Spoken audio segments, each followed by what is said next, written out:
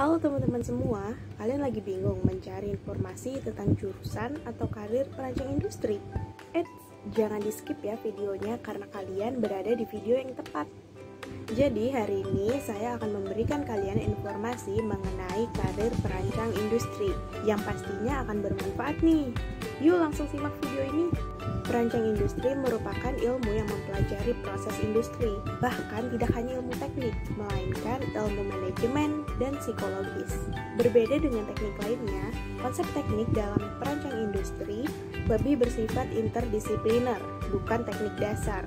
Oh iya, kalian tahu nggak? Menurut survei dari beberapa negara, perancang industri merupakan salah satu lulusan yang memiliki gaji tertinggi loh. Dan lulusan perancang industri cenderung memiliki ilmu yang menyeluruh. Perancang industri berfokus pada perancangan, peningkatan, dan pemasangan sistem terintegrasi yang membutuhkan peran manusia, material, peralatan, dan energi. Perancang industri dibagi menjadi 3 bidang besar.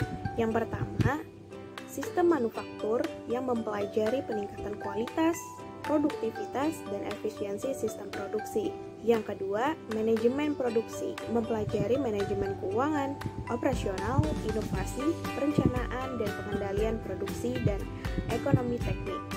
Yang ketiga, sistem industri dan teknoekonomi, seperti statistik, penelitian operasional, dan sistem berbasis data. Oh iya, ada nih karakteristik orang yang cocok masuk dalam perancang industri. Yang pertama, senang melakukan riset. Yang kedua, senang memecahkan masalah. Yang ketiga, pastinya tekun, mau bekerja lapangan, dan mau bekerja keras. Gimana, sesuai nggak dengan karakteristik kalian? Selanjutnya ada prospek kerja dari perancang industri nih teman-teman, yang pastinya banyak dan menjanjikan.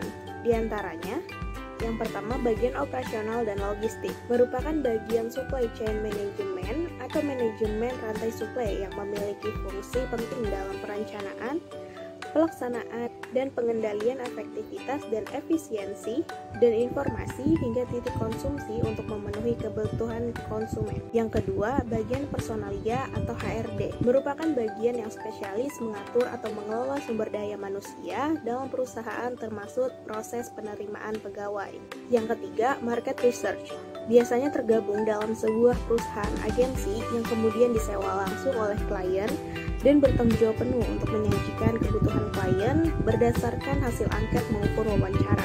Dan yang terakhir ada data scientist, merupakan orang yang berada di balik kendali teknologi pengolahan data, tanggung jawabnya luas, dari analisis sampai mendapatkan insight atau rekomendasi untuk pengembangan bisnis. Dan masih banyak lagi prospek kerja dari perancang industri. Oke, selanjutnya saya akan membacakan skala karir nih, dengerin ya.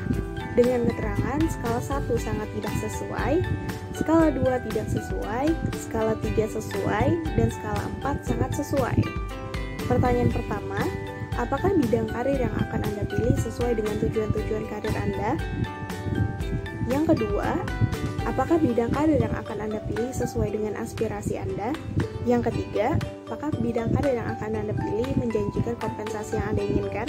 Yang keempat, apakah bidang karir yang Anda pilih menerapkan sistem promosi yang Anda harapkan? Yang kelima, apakah bidang karir yang akan Anda pilih memiliki keberlanjutan dalam jangka panjang?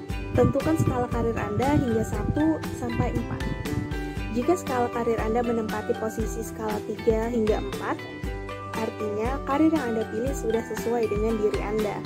Nah, itu tadi video yang saya sampaikan seputar perancang industri, yang meliputi pengertian perancang industri itu sendiri, karakteristik orang yang cocok dalam perancang industri, prospek kerja perancang industri, hingga skala karir. Semoga video ini bermanfaat. Sekian dari saya. Wassalamualaikum warahmatullahi wabarakatuh. Dah.